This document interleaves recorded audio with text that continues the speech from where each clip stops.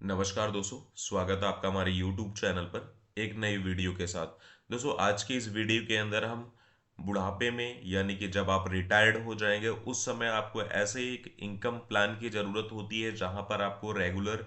पैसे आते रहें। क्योंकि जब तक आप तो यंगस्टर हैं या फिर आप काम करने जैसे आपकी बॉडी या एनर्जी है आपके शरीर में, जब तक तो सारी चीज़ें ठीक हैं। लेकिन एक ओल्ड एज होने के बाद में जब हमें इनकम की ज़रूरत होती है और उस समय हमारे पास में ऐसा कोई प्लान नहीं होता है, क्योंकि अगर आप कोई प्राइवेट सेक्टर में जॉब कर रहे हैं या कुछ ऐसे सेक्टर्स में गवर्नमेंट में भी काम कर रहे हैं जहां पर आज के समय में पेंशन मिलना बंद हो चुकी है, तो सबसे ज़्यादा आज के समय में लोगों को टेंशन होती है उनके बुढ़ापे का, कि जब वो रिटायर्ड होंगे उस समय उन्हें कैसे अपना गुजारा कर पाएंगे। तो उसके लिए अगर आपने आज से ही प्लान करना स्टार्ट कर दिया है तो आप बड़े ही अच्छे तरीके से अपने बुढ़ापे को भी निकाल सकते हैं। उसके लिए आपको कुछ ऐसे प्लान्स लेने होंगे या इन्वेस्टमेंट करना होगा जिससे कि आपके बुढ़ापे में भी आपको एक मोटी रकम मिलती रहे। उसी के बिहार पर आज की इस वीडियो के अंदर हम देखने वाले हैं कि किस तरीके से आप अपने रिटायरमेंट प्लान को प्लान करके अच्छे इनकम के साथ में अपना बुढ़ापा गुजार सकते हैं। इसके लिए आप म्यूचुअल फंड में इन्वेस्टमेंट कर सकते हैं। और म्यूचुअल फंड में भी आपने एसआईपी के बारे में तो बहुत जगह पे सुना होगा कि आप एसआईपी में इन्वेस्टमेंट करें और वहां पर आपको अच्छे खासे रिटर्न्स मिलते हैं। लेकिन एसआईपी से भी बेस्ट ऑप्शन है एसडब्ल्यूपी प्लान ही, यानी सिस्टोमेटिक विड्रॉल प्लान। इसके बारे में शायद ही कुछ लोगों को जानकारी होगी और बहुत सारे लोगों को इसके बारे में जानकारी नहीं होगी। एसडब्ल्यूपी प्लान के अंदर अगर आप इन्वेस्टमेंट करना चाह रहे हैं तो जिस तरीके से म्यूचुअल फंड स्कीम्स के अंदर आप अपना इन्वेस्टमेंट करते हैं, जहां पर आप चाहे तो लमसम एक बार में इन्वेस्टमेंट करते हैं या फिर आप एसआईपी के माध्यम से हर महीने अपना इन्वेस्टमेंट करने का ऑप्शन निकालते हैं, उसी तरीके से एसडब्ल्यूपी प्लान के अंदर भी होता है। यहाँ पर एक बार लमसम आपको इन्वेस्ट करना होता है, उसके बाद जो आपका इन्वेस्टमेंट अमाउंट है उसी के ऊपर अगर आप चाहे तो मासिक, तिमाही, छमाही या सालाना के रूप में आपको या फिर मंथली इनकम के रूप में आप पैसे रिटर्न्स ले सकते हैं। तो ओवरऑल इस वीडियो को देखने से पहले अगर आप अभी चैनल पर नए हैं तो उसे सब्सक्राइब करके बेल आइकन की बटन दबा दें, ताकि नेक्स्ट वीडियो जो इस चैनल पर अपलोड हो उसका भी नोटिफिकेशन सबसे पहले आपके पास में आए। सबसे पहले दोस्तों हमें यह समझना होगा कि एसडब्ल्यूपी और एसआईपी दोनों में फर्क क्या होता है। देखिए, अगर आप एसआईपी में इन्वेस्टमेंट करते हैं तो हर महीने आपके अकाउंट से एक निश्चित राशि कटती है और उससे आपका म्यूचुअल फंड में एनएवी यूनिट्स आप खरीदते हैं, जिससे आपके फंड वैल्यू जो होता है वो बढ़ते जाता है। लेकिन एसडब्ल्यूपी प्लान के अंदर सेम इसका उल्टा होता है। एक बार फुल अमाउंट आपको आपके अकाउंट से डेबिट करके एसडब्ल्यूपी प्लान के अंदर इन्वेस्ट करना होता है। उसके बाद हर महीने आपके खाते में पैसे मिलेंगे, जिस तरीके का आप प्लान चूज करते हैं कि आपको जो फंड रिटर्न चाहिए वो मंथली में चाहिए या फिर आप त्रैमासिक चाहते हैं या छमाही चाहते हैं या सालाना आपको रिटर्न्स चाहिए। और रिटर्न्स जो पैसा आता है जो आपके एसडब्ल्यू प्लान्स के अंदर म्यूचुअल फंड्स के अंदर जो यूनिट्स होती हैं उसी को यूनिट्स सेल आउट करके आपको जो उसका फंड बनता है उसके हिसाब से वो आपको हर महीने रिटर्न्स देते हैं। इसके अंदर यह होता है कि या तो आप कोई एक टेन्योर सेलेक्ट करके रखते हैं एसडब्ल्यूपी प्लान्स के अंदर कि मुझे 5 साल, 10 साल, 15 साल या 20 साल तक मुझे इतना पैसा रिटर्न्स मिलते रहने चाहिए,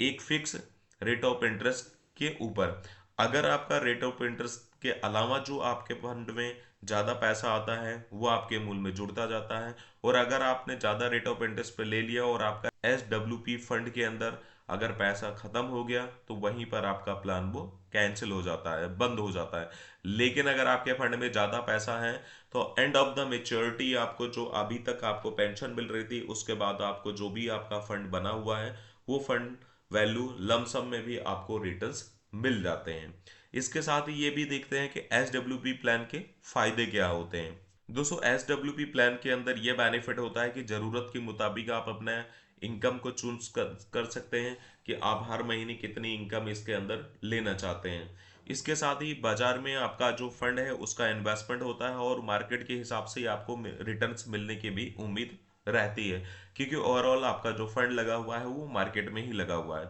और उसी के हिसाब से जो भी महंगाई दर बढ़ रही है, अच्छे विकल्प के अंदर अगर आपने इन्वेस्टमेंट किया है तो वहां पर आप महंगाई दर के साथ साथ में अगर आपको इनकम भी मिल रही तो उससे भी आप मात दे सकते हैं। इसके साथ ही बाजार में उतार चढ़ाव जो चलता रहता है, अगर आप फुल इक्विटी इन्वेस्टमेंट के अंदर अपना SWP प्लान स्टार्ट करते हैं तो वहां पर मार्केट के उतार चढ़ाव को भी आपको झेलना पड़ सकता है। लेकिन साथ ही अगर SWP प्लान्स के अंदर अगर आप अपना इन्वेस्टमेंट कर रहे हैं तो खास सावधानी आपको क्या रखनी है, ये भी जानना बहुत ही ज़्यादा जरूरी है।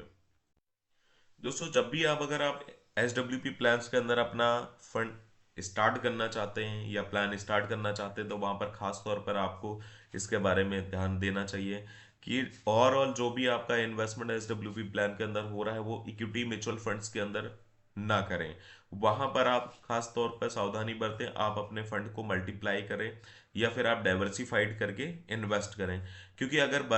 ओवरऑल आप इक्विटी फंड्स में डालते हैं तो बाजार जब भी डाउन होता है तो आपके फंड वैल्यू भी डाउन होगा, और जिसके कारण आपके यूनिट्स ज़्यादा नंबर्स में सेल आउट होंगे और आपका फंड जल्दी खत्म हो जाएगा। वहीं अगर आप SWP प्लान्स के अंदर अगर इन्वेस्ट करना चाह रहे हैं तो आप ज़्यादा करके उसका जो परसेंटेज रेशो है वो डेट और लिक्विड फंड्स के अंदर डालें, जिससे कि आपको मार्केट अगर डाउन भी होता है तो ज़्यादा यूनिट्स आपके सेल आउट ना हुए, और आपकी प्लानिंग के हिसाब से जितना भी टेनवर्स के लिए आप इन्वेस्ट कर रहे हैं वहां तक आप उसे प्लान को ज़्यादा अच्छे तरीके से चला सकें। दोस्तों, अभी हम एक एग्जाम्पल के माध्यम से समझने की कोशिश करते हैं कि अगर आपने